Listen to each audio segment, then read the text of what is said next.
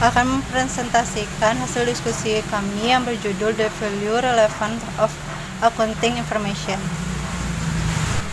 Penyaji pertama yaitu Rauda Fitri, penyaji kedua Mutiara Zanzabila SY, penyaji ketiga yaitu Hanifah. Jadi teman-teman, sebelumnya ada pepatah yang mengatakan bahwa untuk membuktikan suatu puding adalah dengan pengetahuan. Nah, jika teori pasar yang efisien dan teori keputusan yang mendasari adalah deskripsi rata-rata teori pasar yang efisien merupakan realitas yang wajar. Kita harus mengamati nilai pasar dari sekuritas yang merespon terhadap informasi berita. Nah, ketika harga merespon dengan cara ini, kita harus mengatakan bahwa informasi akuntansi memiliki nilai yang wajar.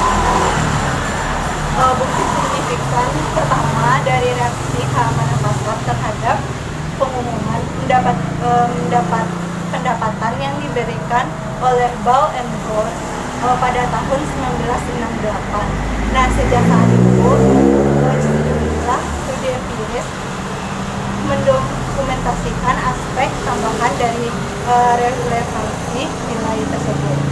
Nah, studi ini merupakan informasi akuntansi yang berguna bagi investor untuk membantu mereka memperkirakan nilai dan risiko terhadap pengembalian dana yang diharapkan. Nah, kita hanya perlu merenungkan penggunaan teorema Bayes untuk melihat bahwa jika informasi akuntansi tidak memiliki konten informasi buy atau sell, tidak ada perubahan volume perdagangan atau harga. Nah, intinya informasi berguna jika membuat investor mengubah kepercayaannya dan tindakan mereka. Selanjutnya, tingkat kegunaan bagi informasi dapat diukur dengan tingkat perubahan volume atau harga setelah pengumuman informasi akuntansi. Nah, selanjutnya pendekatan nilai relevan mengambil pandangan bahwa investor ingin membuat prediksi sendiri mengenal mengembalikan keadaan masa depan. Laporan keuangan lebih lanjut dengan membiarkan respon pasar membimbing mereka mengenai informasi dan tidak berguna bagi investor. Selanjutnya kita harus berhati-hati bagaimana saat menyamakan kegunaan dengan tingkat perubahan keamanan harga. Sementara itu, investor akuntansi dapat memanfaatkan informasi yang berguna. Itu adalah outline of the research problem yang diuraikan menjadi beberapa sub-materi. Yang pertama itu alasan terhadap respon pasar. Nah, prediksi perilaku investor dalam merespon informasi laporan keuangan, yaitu investor memiliki kepercayaan awal yang berkaitan dengan risiko dan return atas saham perusahaan. Kepercayaan di awal diperoleh berdasarkan informasi yang tersedia untuk publik. Yang kedua, setelah pengumuman laba bersih tahun bersangkutan, investor tertentu memutuskan untuk melaporkan informasi lebih dengan menganalisis jumlah laba. Selanjutnya yang ketiga itu investor yang telah merevisi prediksi awal tentang profitabilitas dan return yang akan datang cenderung untuk membeli saham perusahaan pada nilai pasar saat ini, dan begitu pula sebaliknya. Yang keempat itu volume perdagangan saham meningkat saat perusahaan melaporkan laba bersihnya.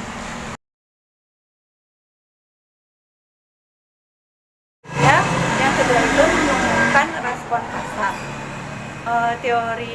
Teori pasar efisien mengimplikasi bahwa pasar akan bereaksi cepat terhadap informasi baru.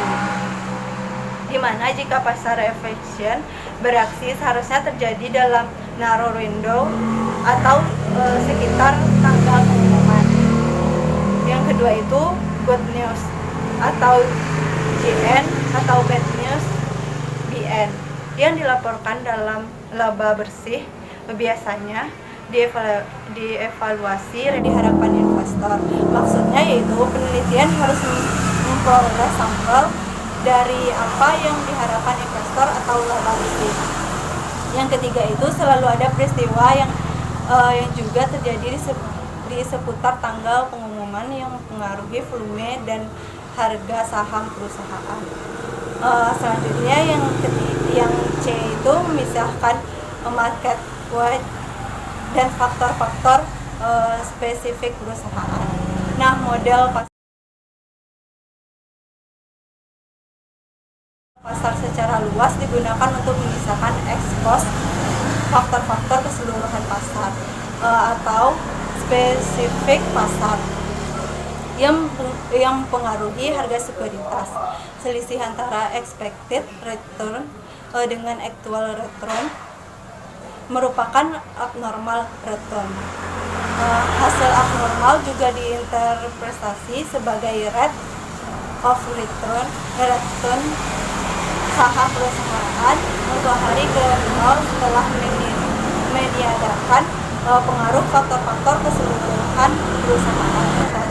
Sebagai return saham perusahaan untuk hari ke-0 telah meniadakan pengaruh faktor-faktor keseluruhan perusahaan.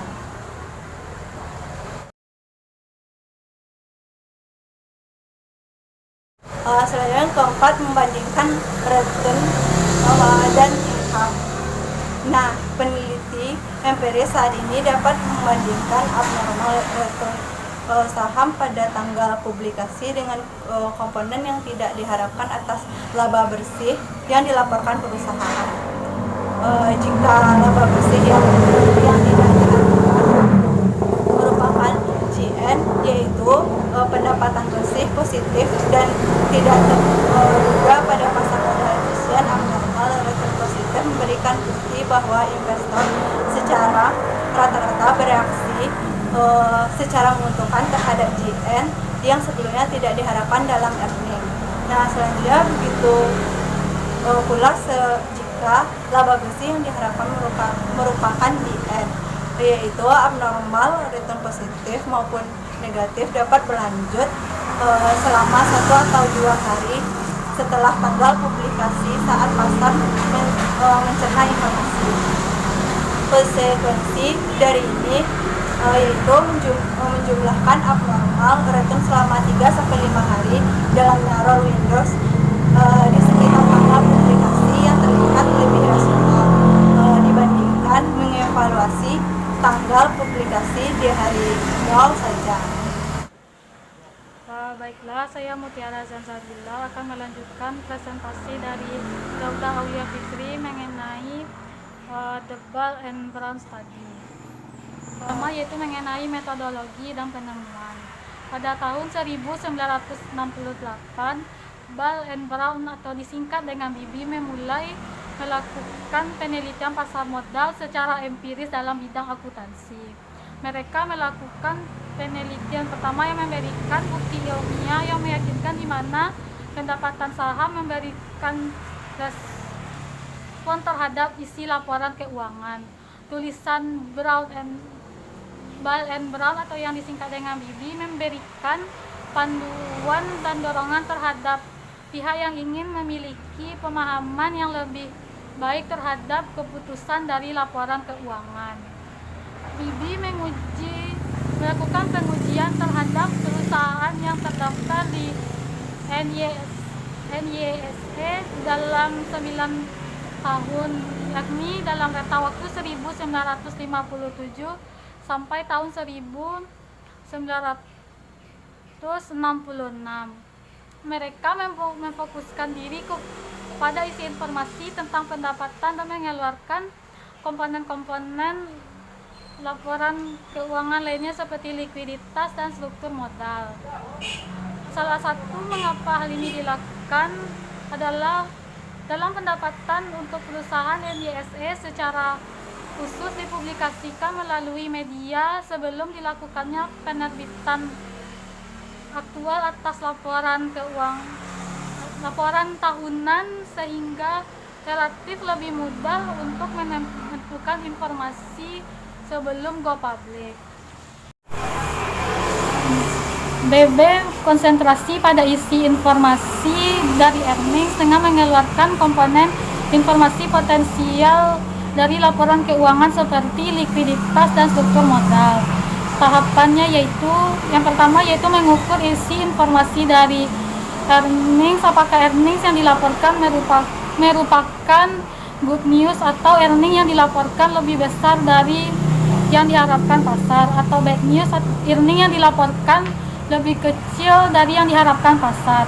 Pengujian yang digunakan yakni earnings aktual tahun lalu, yang dimana hal tersebut mengikuti bahwa earnings yang tidak diharapkan secara sederhana merupakan perubahan dalam earnings.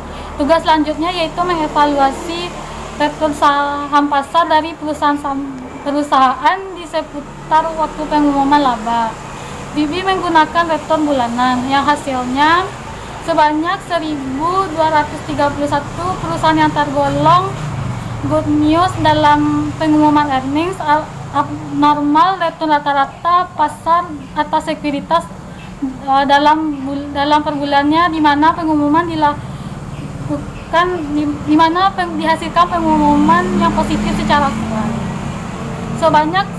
Kemudian sebanyak 1.109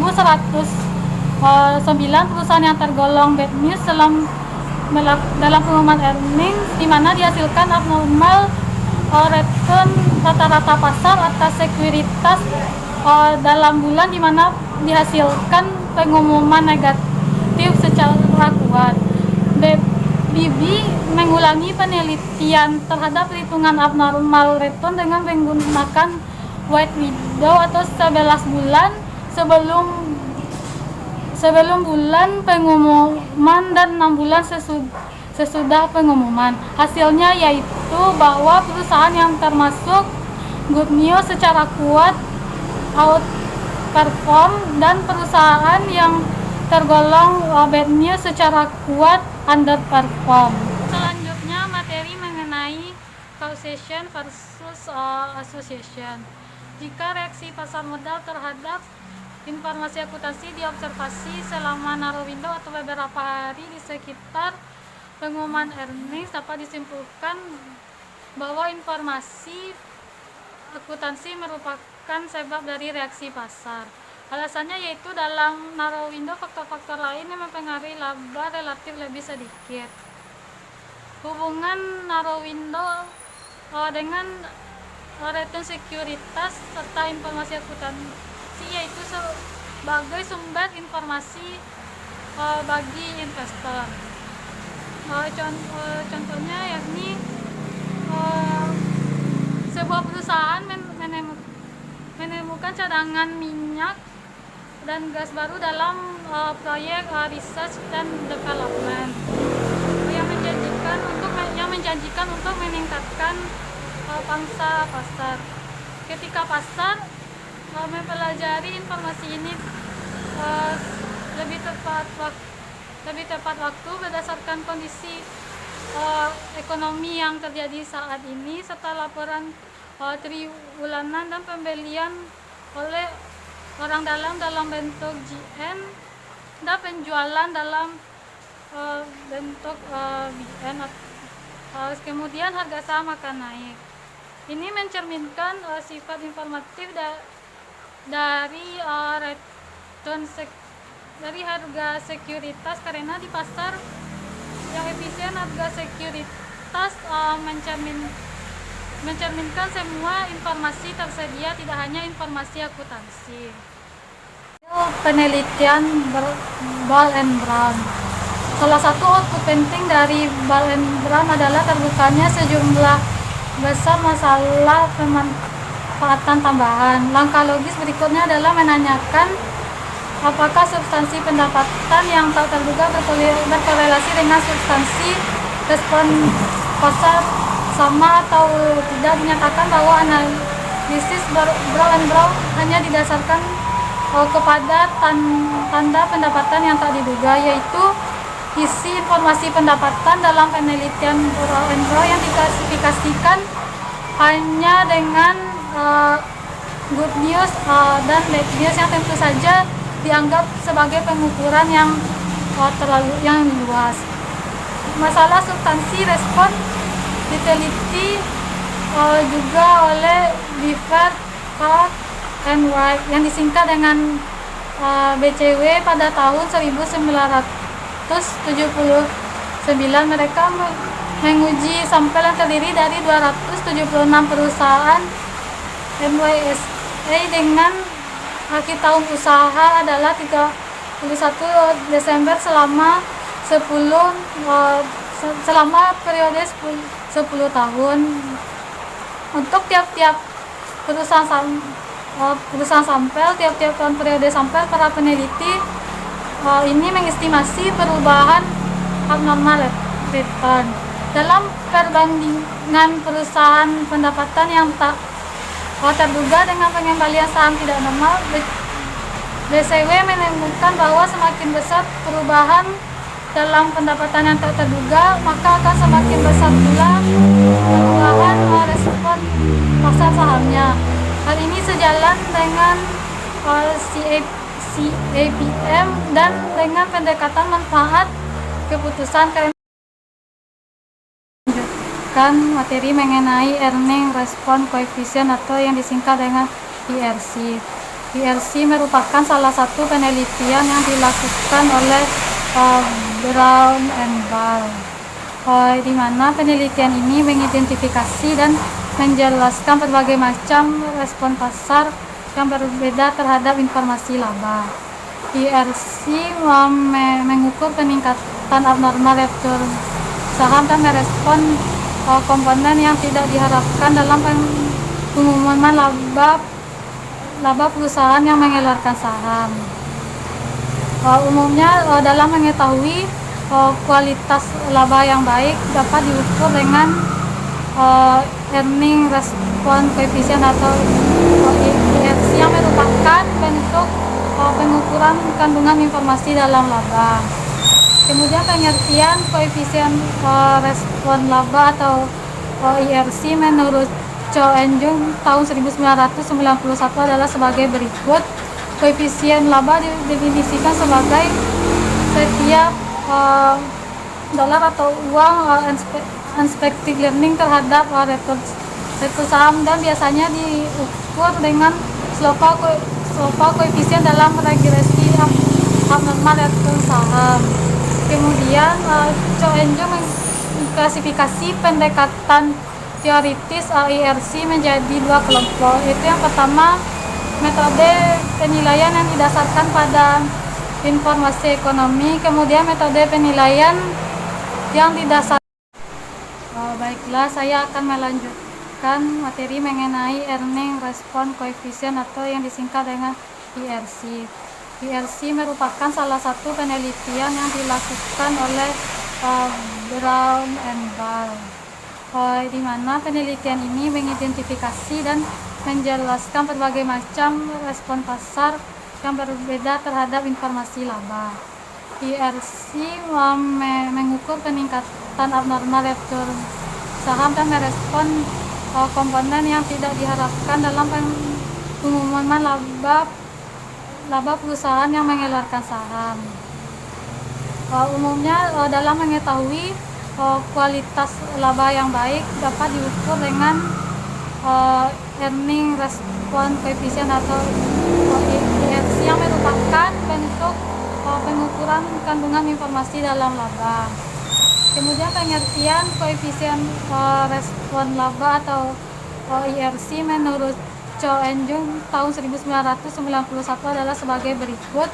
Koefisien laba didefinisikan sebagai setiap dolar atau uang unexpected earning terhadap return saham, dan biasanya diukur dengan slope koefisien dalam regresi abnormal return saham.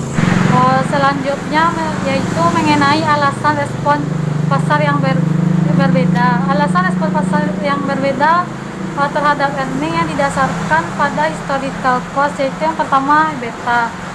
Karena investor melihat earning saat ini sebagai indikator atas earning power dan future return. Semakin beresiko future return, maka semakin rendah reaksi investor terhadap jumlah unexpected earning yang akan diberikan. Selanjutnya struktur modal. IRC untuk perusahaan yang memiliki leverage yang tinggi akan lebih rendah bila dibandingkan dengan perusahaan yang memiliki sedikit atau tidak ada hutang. Karena untuk perusahaan yang memiliki leverage tinggi, peningkatan dalam perusahaan menambah kekuatan dan keamanan obligasi dan hutang lainnya, sehingga jika ada good news akan mengarah kepada kreditor.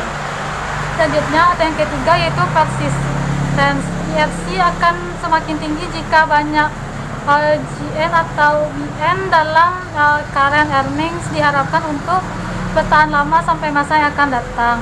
Persistence merupakan konsep yang berguna dan menantang karena komponen yang berbeda dalam laba memiliki ketahanan yang berbeda. Aspek lain dari IRC yaitu bahwa persisten tergantung pada kebijakan akuntansi perusahaan. Earning quality, kita mengharapkan IRC yang tinggi untuk high quality earning. Kemudian kesempatan tumbuh. IRC akan lebih tinggi untuk perusahaan di mana pasar menilai perusahaan tersebut memiliki kesempatan tumbuh. Dan yang terakhir yaitu informativeness of price. Semakin tinggi informasi atas harga, semakin sedikit isi informasi dari earning saat. Baiklah, saya Hanifah Husna akan melanjutkan menjelaskan materi dari teman saya sebelumnya. Selanjutnya itu adalah mengenai extraordinary item. Extraordinary item adalah seluruh kejadian atau transaksi yang memiliki 3 karakteristik berikut. Yang pertama adalah tidak diharapkan terjadi secara frekuentif selama beberapa tahun. Yang kedua, bukan merupakan tipe dari aktivitas bisnis normal entitas tersebut. Dan yang ketiga, tidak tergantung secara primer atas keputusan yang dibuat oleh manajer atau pemilik. Karakteristik yang ketiga ditambahkan pada revisi tahun 1989, yang mana revisi tersebut dilakukan untuk menyelesaikan isu mengenai classificatory smoothing, di mana manajemen dapat meratakan atau manage laba operasi dengan memilih untuk mengklasifikasikan item yang tidak biasa di atas atau di bawah garis laba operasi. Dampak dari revisi tahun 1989 tersebut adalah item yang tidak biasa yang low persistency berpindah dari extraordinary item menjadi bagian operasi dari laporan laba rugi. Selanjutnya adalah mengukur ekspektasi penghasilan investor. Peneliti atau periset harus melakukan proxy untuk mendapatkan pendapatan yang diharapkan oleh investor, karena pada pasar efisien akan bereaksi apabila pengumuman pendapatan tidak sesuai dengan apa yang diharapkan. Jika peneliti menemukan pengukuran ekspektasi penghasilan tidak masuk akal, mungkin saja peneliti gagal dalam mengidentifikasi reaksi pasar pada saat itu, atau mungkin juga salah dalam menyimpulkan bahwa ada reaksi pasar jika itu tidak terjadi. Nah, dengan demikian kesimpulannya adalah mendapatkan perkiraan ekspektasi penghasilan yang masuk akal merupakan komponen penting dalam relevansi nilai penelitian. Di bawah kondisi yang ideal, pendapatan yang diharapkan hanyalah pertambahan harga pembukaan pada nilai pembukaan. Bila kondisi tidak ideal, harapan penghasilan bisa jadi lebih kompleks. Salah satu pendekatannya adalah memproyeksikan deret waktu yang dibentuk oleh pendapatan bersih yang dilaporkan perusahaan sebelumnya untuk mendasari ekspektasi masa depan mengenai kinerja masa lalu. Tahunan perusahaan tentu saja tidak bisa bebas. Produksi laporan tahunan yang mahal, biaya yang signifikan, termasuk kemungkinan pengungkapan informasi berharga kepada pesaing, dan kemungkinan keputusan operasional manajer akan terpengaruh oleh banyaknya informasi mengenai keputusan yang harus dikeluarkan. Misalnya, manajer dapat mengurangi rencana ekspansi jika terlalu banyak informasi tentang hal tersebut yang harus diungkapkan. Investor juga pada akhirnya akan membayar biaya tersebut melalui harga pokok yang lebih tinggi atau harga saham yang lebih rendah. Meskipun demikian, investor menganggap laporan tahunan sebagai hal yang gratis karena sejauh mana penggunanya tidak akan mempengaruhi harga produk yang mereka bayar. Selain itu, investor mungkin mengeluarkan biaya untuk diinformasikan kepada diri mereka sendiri secara langsung dengan membayar untuk segera menerima informasi segera mungkin, atau secara tidak langsung dengan membayar analisis atau layanan informasi lainnya. Pada bab 1, informasi mempengaruhi orang yang berbeda secara berbeda juga. Dengan demikian, informasi mungkin berguna bagi calon investor dan pesaingnya. Namun, manajer dan pemegang saham saat ini dapat dilemahkan dengan penyediaannya. Akibatnya, nilai sosial dari informasi semacam itu bergantung pada benefit kepada calon investor dan pesaing dan biaya manajer serta pemegang saham. Anggap informasi sebagai komoditas. Hal ini dituntut oleh investor dan dipasok oleh perusahaan melalui akuntan. Aspek informasi yang baik, kita tidak dapat mengandalkan kekuatan permintaan dan penawaran untuk menghasilkan produksi yang benar atau produksi yang terbaik. Alasan esensialnya adalah bahwa sistem bebas tidak mungkin bisa beroperasi untuk membebankan biaya penuh informasi kepada investor. Oleh karena itu, dari perspektif sosial, kita tidak dapat bergantung pada tingkat respon pasar sekuritas untuk memberitahu kita kebijakan akuntansi mana yang harus digunakan. Selanjutnya adalah informasi nilai-nilai keuangan lainnya. Pada bagian ini, kita akan membahas kandungan informasi dari laba bersih untuk mempertimbangkan informan komponen laporan keuangan lainnya seperti neraca dan informasi pelengkap. Secara keseluruhan, sulit menemukan bukti langsung tentang manfaat informasi laporan keuangan lainnya. Tidak seperti bukti reaksi pasar yang mengesankan terhadap pendapatan yang dijelaskan sebelumnya. Misalnya relevansi nilai RRA. Terlepas dari relevansinya, studi yang dilakukan oleh Magliolo dan Doran, Collins dan Dhaliwal tidak dapat menemukan lebih dari sekedar reaksi pasar yang lemah terhadap RRA. Walaupun secara mendadak melaporkan reaksi pasar yang lebih kuat terhadap informasi RRA daripada biaya historis kandungan informasi dari laba bersih untuk mempertimbangkan informan komponen laporan keuangan lainnya seperti neraca dan informasi pelengkap. Secara keseluruhan, sulit menemukan bukti langsung tentang manfaat informasi laporan keuangan lainnya. Tidak seperti bukti reaksi pasar yang mengesankan terhadap pendapatan yang dijelaskan sebelumnya. Misalnya relevansi nilai RRA. Terlepas dari relevansinya, studi yang dilakukan oleh Magliolo dan Doran, Collins dan Dhaliwal tidak dapat menemukan lebih dari sekedar reaksi pasar yang lemah terhadap RRA. Walaupun secara mendadak melaporkan reaksi pasar yang lebih kuat terhadap informasi RRA daripada biaya historis berdasarkan informasi, dan berpendapat bahwa reaksi yang relatif lemah yang dilaporkan sebelumnya disebabkan oleh masalah statistik dalam metodologi mereka. Variabilitas rendah adalah salah satu penjelasan yang mungkin untuk hasil campuran ini. Kemungkinan lain adalah bahwa RRA diprioritaskan oleh sumber informasi cadangan yang lebih tepat waktu, seperti pengumuman penemuan dan perkiraan analisis. Untuk pendapatan bersih, pelaporan media atau conference call dari announcement pendapatan memberikan tanggal peristiwa yang dapat disesuaikan. Namun, mengingat sifat dasar informasi cadangan minyak dan gas bumi dan ketidakseimbangannya dengan nilai perusahaan, analisis dan lainnya mungkin secara khusus berusaha untuk menemukannya sebelum laporan tahunan tersebut. Jika tanggal kejadian wajar untuk pelepasan informasi laporan keuangan lainnya tidak dapat ditemukan, studi kembali harus menggunakan jendela lebar yang terbuka untuk sejumlah besar pengaruh harga selain informasi akuntansi.